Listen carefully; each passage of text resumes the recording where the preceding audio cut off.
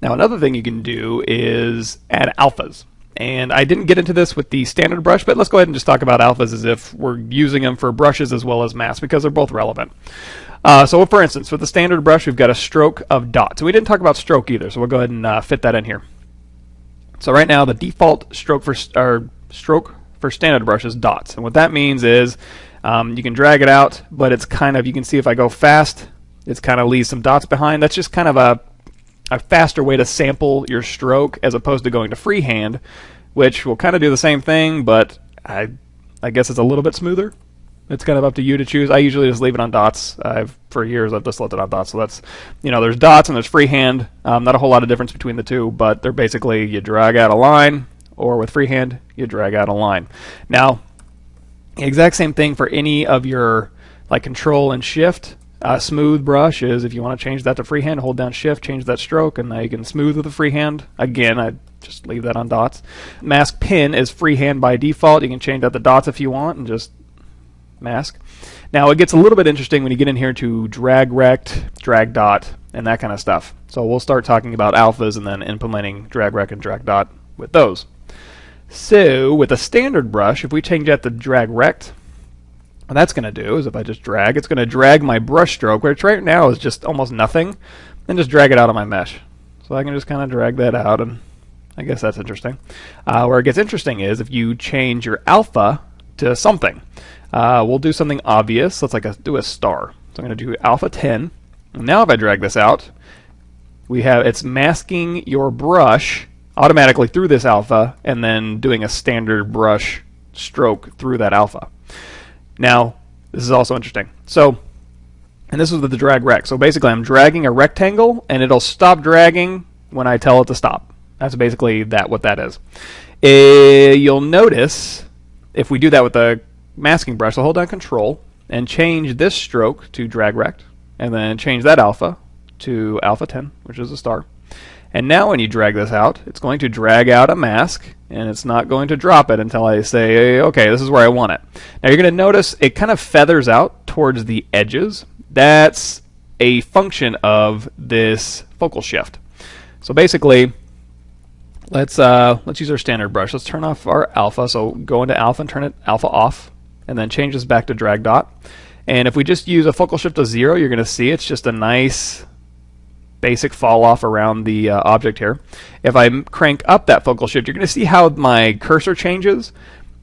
That's basically the difference between the edge of the brush is the outside of the circle, and then the focal area of the brush is the inner circle.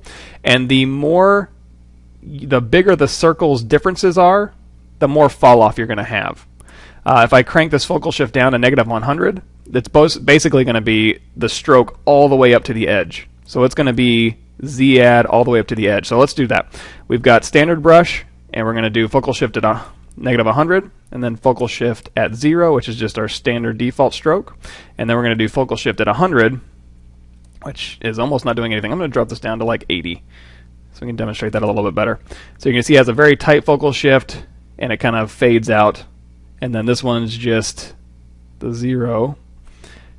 See that the brush size is the middle one, and then it kind of fades out to the edge. And then this one, focal shift negative 100, as I drag this focal shift down, that inner circle's meeting the outer circle. That means there's literally no fall off by the time you get to 100. So knowing that, let's go back to our masking brush. I'm going to hold down control, drag rect is selected, our alpha is a star, and if I drag this out, you're going to see, okay, it's a star, but it kind of feathers out towards the edge. If I control drag out here, that'll unmask, which is, of course, the hot gesture for clear. Hold down control, and then change your focal shift to negative 100 so that inner circle meets the outer circle, and then drag that on. You're going to see there's no fall off. It doesn't get any gradient towards the edges there. So that's one way to control how much of your mask or your alpha shows up, is make sure you change that focal shift so it doesn't kind of fuzz out towards from the middle of the stroke towards the end. And keep in mind, like if you have the clay brush selected or turn dynamic or any of these, you can change these strokes. So if we have a clay stroke of drag rect and we change the alpha to a star, this will be like a clay brush that's brushing on a star. So if we go back to standard brush, drag rect, and a star, and we do it right next to there, See the difference? You know, the clay brush is a little more flatter, a little more subtle. Standard brush is, you know, a little more tubular. Like when you drag it out, you know, they behave like the same brush, only you've made it a drag rect stroke and you've made it an alpha. Let's go ahead and turn these off. And we'll go back to the clay brush, turn these back to dots, and then alpha off. And let's go ahead and apply that to our mask pin. So we played around with the mask pin with the drag rect. Let's go ahead and do drag dot. Now the difference between drag rect and drag dot is with drag rect, you're dragging out a rectangle of that alpha. With drag dot, you're actually dragging out a version of that alpha based on your brush size. So right now it just looks like a spot because my brush size is so small. So if I hit S and then break my brush size really big and then hold down Control, I can now drag dot that alpha around. So this is my drag dot of my star. And the cool thing is, as long as your brush size stays the same, you can just drag out copies like so. Now if I change this from a drag dot to a drag rect, trying to drag out stars of the same size and getting them positioned correctly is a little bit tougher. It's like, oh, just missed that one. So start out lower, then this one here. Whereas if you're, and then it's like, oh, I gotta make it a little bit smaller. Whereas with drag dot, you know that they're all gonna be uniform because you're not changing your brush size. Now if you do change your brush size, so make your brush size smaller. Oops. Yeah, so make your brush size smaller and then hold down Control. Then you can do different sizes of uniform. And also be careful that if you start Control tapping, it's gonna blur, and then Control Alt tapping will sharpen. So that'll just take it back down to dots here. So the same thing, exact same thing with brushes. So if we go to standard, drag dot, and brush alpha, oops, let's do a star.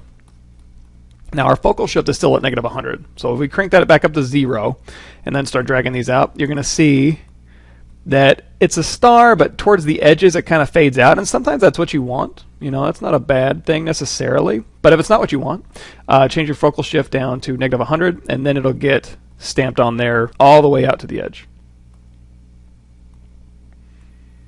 Just like that. So again, between the mask brushes, the mask modifier brush, and the regular brushes, all of these things, the stroke and the alphas, play the same kind of role, only one's with masking and one is with the actual brush. So let's go ahead and drag our undo slider back somewhere where we just started. Oh, there we go. So hold down Control. We talked a little bit about this, and spray. When we get into poly painting, it might be a little bit more relevant, but you can actually spray on your. I wouldn't probably spray on a mask, but for say the standard brush, if we change this to a spray and we change this to like a square alpha, what you can do is you can kind of spray on. Change our Z intensity down. You can actually spray on. It kind of looks like some noise. You can hold down Alt, so you can do very quick surface changes. It kind of looks like surface noise, which we'll get to. You know, so you can kind of spray on brush strokes if you'd like, and that'll come in handy sometimes if you get into some organic stuff.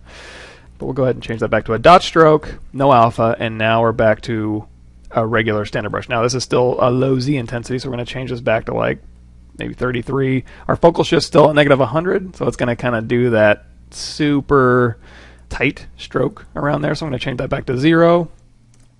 Oops, there we go. And now we're just at a regular standard brush.